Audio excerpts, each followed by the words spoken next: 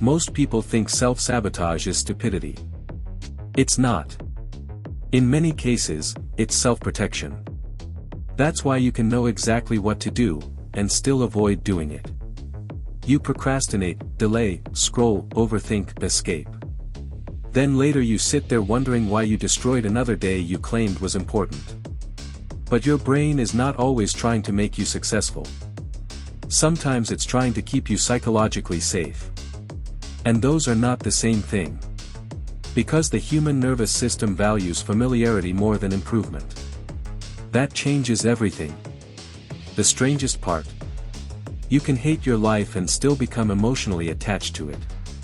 People stay in destructive routines for years not because they enjoy suffering, but because predictable pain feels safer than uncertainty. Your brain learns patterns. Not truths, patterns. If your identity was built around failure, avoidance, insecurity, emotional chaos, or inconsistency, eventually those states stop feeling abnormal. They start feeling like you. And once something becomes part of your identity, your mind begins defending it automatically. That's why some people sabotage opportunities the moment life starts improving. The new reality creates psychological friction. A healthier routine feels fake, discipline feels unnatural, confidence feels suspicious. So the brain quietly pulls them back toward familiar behavior. Not consciously. Subconsciously. This is why self-sabotage often appears right before growth. Right before launching the project, right before posting consistently, right before committing, right before changing your life. Suddenly you feel tired, distracted, unmotivated, mentally foggy. And you assume the problem is laziness. But often, the real problem is internal conflict. Part of you wants transformation. Another part is terrified of becoming someone unfamiliar. And that conflict drains enormous mental energy. Psychologists sometimes describe this as cognitive dissonance. When your desired identity and your conditioned identity collide, the brain experiences tension. So it searches for relief. That relief often becomes distraction. Not because distraction feels amazing. Because distraction temporarily removes the tension of confronting yourself. Think about modern overstimulation. Short videos, notifications, constant dopamine-driven novelty, infinite scrolling. People think these platforms destroy attention only because they are addictive. But that's incomplete. For many people, distraction is emotional anesthesia. Silence becomes uncomfortable. Stillness becomes revealing. The moment the stimulation disappears, unresolved emotions start surfacing. Fear, insecurity, regret. Self-doubt, loneliness. So the brain learns something dangerous. Avoidance regulates emotion faster than growth does. And once that association becomes automatic, self-sabotage stops looking irrational.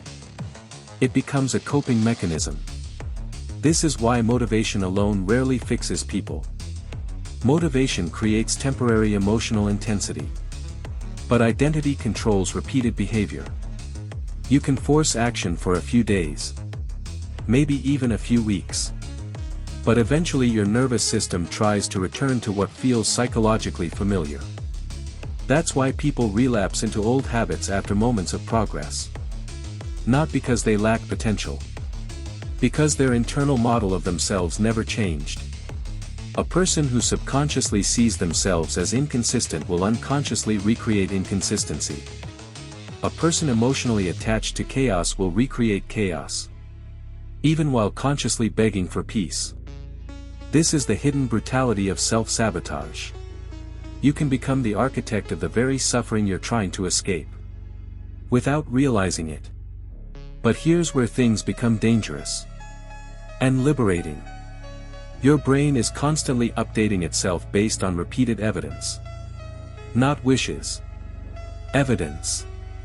Every action becomes a vote for identity. Every time you break promises to yourself, your brain records it. Every time you avoid discomfort, it records that too. But the opposite is also true. Every small act of discipline sends a new signal. Every completed task, every uncomfortable conversation, every moment you resist impulsive escape. You are teaching your nervous system that a different version of you is real. Not imaginary. Real. And this is where most people fail. They wait to feel different before acting different. But psychologically, behavior often changes identity before identity feels natural. At first, the new behavior feels artificial. Forced. Uncomfortable.